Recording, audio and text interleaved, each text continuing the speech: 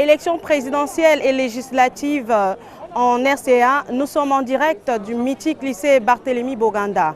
Comme vous pouvez le constater derrière nous, des milliers de Centrafricains sont sortis pour exercer leurs droits et devoirs en tant que citoyens.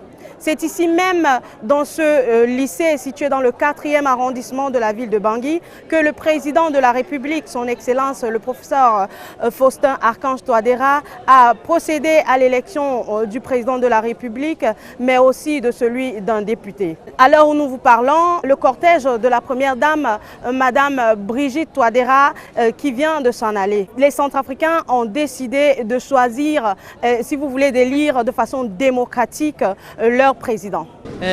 Comme tout peuple centrafricain, je suis une centrafricaine aussi, une citoyenne centrafricaine. Je viens accomplir mon devoir de citoyen et j'exhorte le peuple centrafricain à venir librement voter massivement le président de son choix et le député de son choix aussi. J'exhorte aussi beaucoup de femmes à venir massivement voter, puisque ce sont les femmes qui sont toujours les victimes dans des conflits militaro-politiques. Donc il serait mieux qu'elles viennent nombreuses pour donner leur voix à leur président, aux présidents qu'ils vont choisir. Et j'exhorte tous les jeunes aussi, tout le peuple centrafricain à venir librement et massivement voter le président de leur choix et les députés de leur choix. Bon, ce sont les fils du pays. Je pense que je n'ai pas beaucoup de choses à dire sur ce plan. Et ce que nous cherchons tous la paix dans notre pays. Et il est évident que tout le peuple centrafricain en a assez des guerres militaro-politiques. Et vous voyez pendant les meetings, les campagnes, vous avez vu l'engouement du peuple centrafricain pour dire non à la guerre. Et le peuple centrafricain aime la paix. Et voilà, je voudrais dire à mes compatriotes centrafricaines et centrafricains que nous devons venir massivement voter.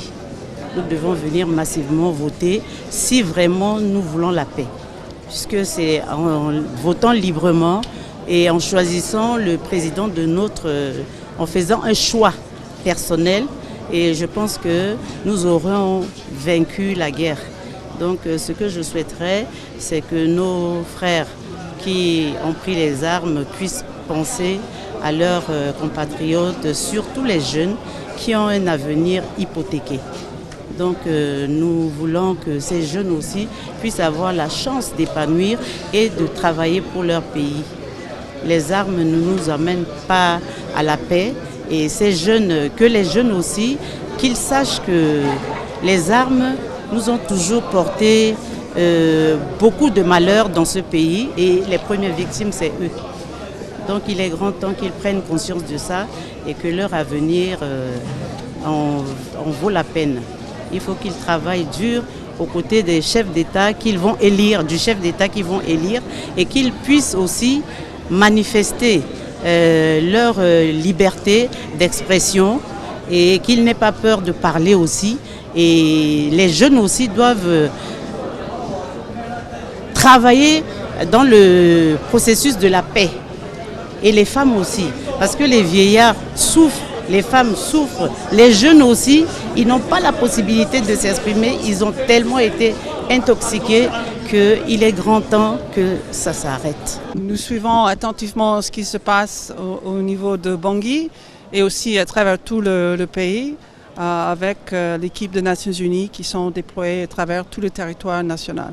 Nous pouvons dire vraiment avec beaucoup de satisfaction qu'on voit une mobilisation importante de la population. Nous nous voyons ici à Bangui et dans tous les centres qu'on a pu visiter ce matin à Bangui, c'est la même histoire. Les gens, ils ont soif de voter, ils sont venus voter. Vous voyez, il y a des milliers de personnes ici, ils sont très patients, ils attendent, ils veulent utiliser leur carte de lecteur pour dire voilà ce que je veux pour mon pays.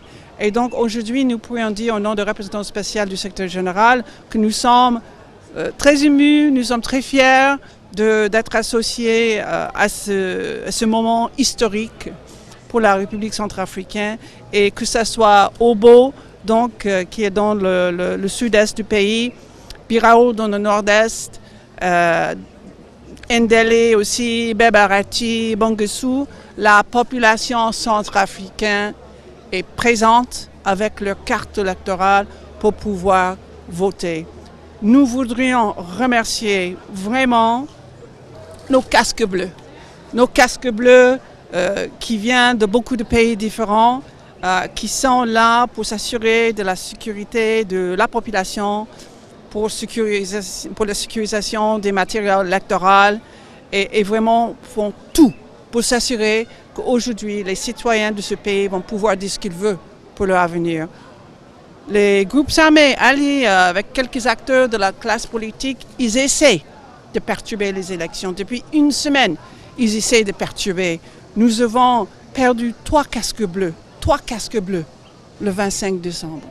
Nos condoléances le plus profondes pour la famille, pour le pays. Et nous sommes très fiers qu'ils sont venus ici avec les Nations Unies pour protéger la population. Nous sommes vraiment très satisfaits de ce que nous voyons aujourd'hui, mais la lutte va continuer aujourd'hui et demain pour le retour à Bangui.